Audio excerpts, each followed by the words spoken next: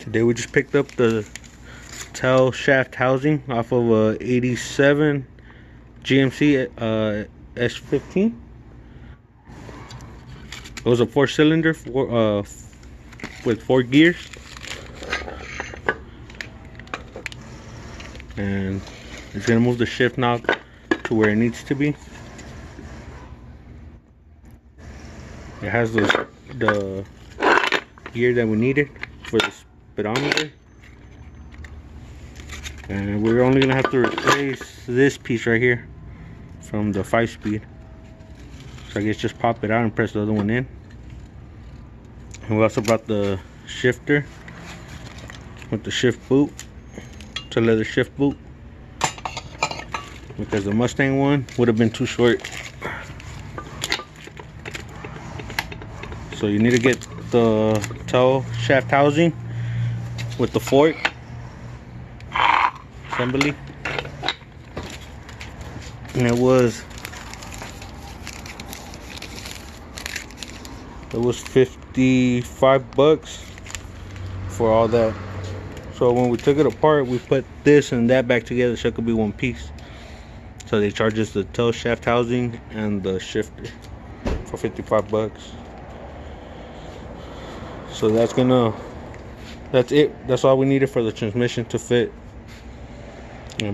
So we won't have to cut the floor on the Ranger. It's gonna put it right there, pretty much perfect spot. And then we also picked up these bucket seats. We're gonna run with the newer Ranger, like a 2001 Ranger seats, but we ended up getting these for a really good deal. They're in pretty much perfect conditions, except this one had like a little cigarette burn right there. That's pretty much it. Other than that, they're in perfect condition. And we'll have to use our seat brackets, the stock seat brackets off the truck. So yeah. Oh, and then on the transmission, for the transmission mount, this Tailshaft housing would have worked with the stock transmission mount from the Ranger, but this one's different. So we're gonna have to move the fucking transmission thing back a little bit. I guess like an inch or 2 inches back.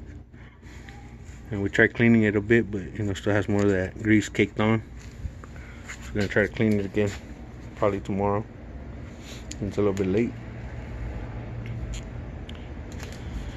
So now the last pieces we're looking for are the GT40P heads and intake manifold, and upper and lower intake manifold, and both heads.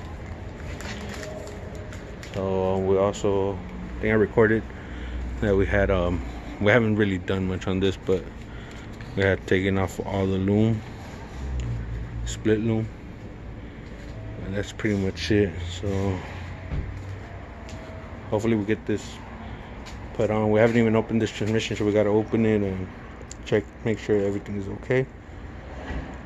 And this is it's off of an SN95, so we got the right bell housing. Well, this whole transmission is off of a SN95.